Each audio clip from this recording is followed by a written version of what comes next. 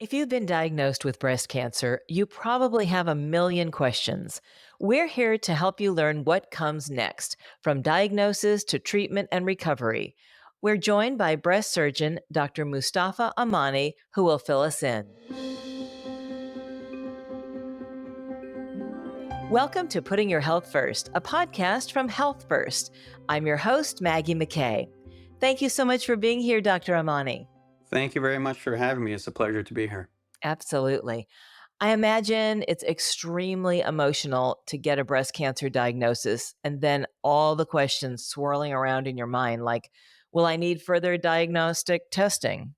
Absolutely. And let me just start by saying that breast cancer is right now the most common cancer diagnosed in women, second to skin cancer. So, this is, as you mentioned, a very common occurrence. And as far as diagnostic testing is concerned, it really depends on what you have done already. So, typically, when patients present to me, they come in with a mammogram that's been done that has shown abnormal activity within the breast tissue. And then we go on from there and do additional diagnostic imaging that can include a variety of different imaging modalities. And what type of biopsy will be done? So the biopsy typically is a core needle biopsy is what it's called. So it's retrieving a piece of tissue from within the breast that looks abnormal within the imaging.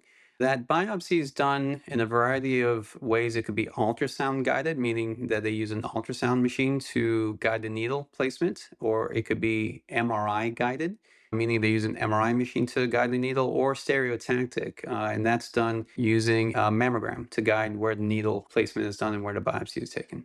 And how do you see if the cancer has spread within my body? So that's typically done through what's known as a staging workup. So staging typically refers to doing additional, again, diagnostic imaging to see if there's any other activity beyond the breast tissue. So that's done through a PET CT scan, or you can also do a chest CT, abdomen CT, and a pelvic CT, as well as a bone scan. What is my prognosis? What about chances for relapse? So this is a loaded question to say the least. So the prognosis depends on several factors. One of the most important prognostic indicators for breast cancer has been the stage of the cancer at the time of diagnosis. But the stage also depends on several factors, which we'll talk about in a minute. But the prognosis depends on what we call biomarkers or the biology of the cancer. That biology of the cancer is determined whether it's what we call hormone positive or hormone negative, triple negative, or what we call HER2 positive. These are all terms that will be explained to you during your consultation with your breast surgeon or your medical oncologist as to what all those terms mean. But those terms essentially identify or define the biology of the cancer at hand. I'm thinking a big question for somebody diagnosed would be, will I develop cancer in my other breast? Absolutely. So, breast cancer, and I get this question a lot. Individuals come to me and they say that, well, I have breast cancer on the left side. Does that mean that I'm absolutely going to get it on the right side? Or will the surgical procedure itself cause the spread of the cancer over to the right side? And both of those answers are no. So, you can have development of breast cancer on both breasts or in both breasts at the same time, but that's extremely rare. Typically, breast cancer develops on one side and is treated as such. If breast cancer is identified on both sides, that will be additionally evaluated through the staging workup that we described earlier to see if it's anywhere else beyond the breast tissue. That changes our prognostic outlook significantly if it is. And what do you say to someone who's been diagnosed when they ask you, should I undergo genetic testing? As far as genetic testing is concerned, there's several factors that go into whether or not you need to do genetic testing. And it really depends on the guidelines that are laid out by the National Comprehensive Cancer Network or the NCCN guidelines. So it has to do with several factors such as your age at diagnosis, your familial history of breast cancer, and other factors like the type of cancer that you currently have and factors like this that your breast surgeon or your medical oncologist will go over with you. And how do you know which type of breast cancer I have? So that's basically defined by the pathology report. So when we were talking about earlier about the core needle biopsy, so the biopsy is taken and given to pathology to analyze, and that analysis or that report is then provided to us, and then we go over that report with you. Now, that report will provide what type of cancer is it? Is it what we call an infiltrative cancer or invasive cancer? Is it an in situ cancer? Or is it some other rare type of cancer?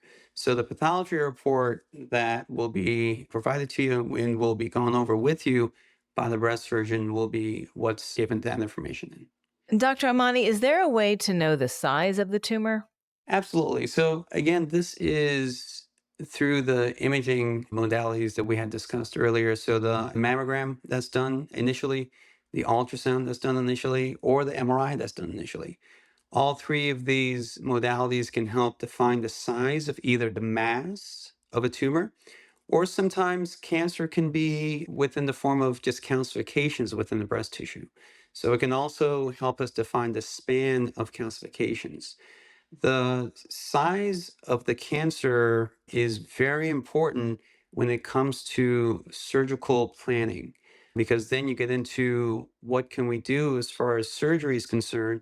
Can we do breast conservation, or do we need to do more, such as a full mastectomy?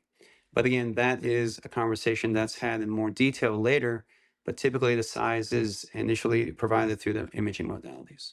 So, when a patient hears something like you have stage 4 or stage 3, how do you determine the stage of cancer? So the stage of the cancer is basically done through a system. It's a staging system that we use. So the size of the tumor comes into play, the nodal status, and by nodal status, what I mean is, are there lymph nodes involved with this particular cancer? So you have a diagnosis of cancer within the breast tissue, but do you have cancer that's also identified within the lymph nodes, within the axilla or the armpit? So the size, the nodal status, and then finally, is there distant metastatic disease? Meaning, is there cancer that has already gone beyond the breast tissue?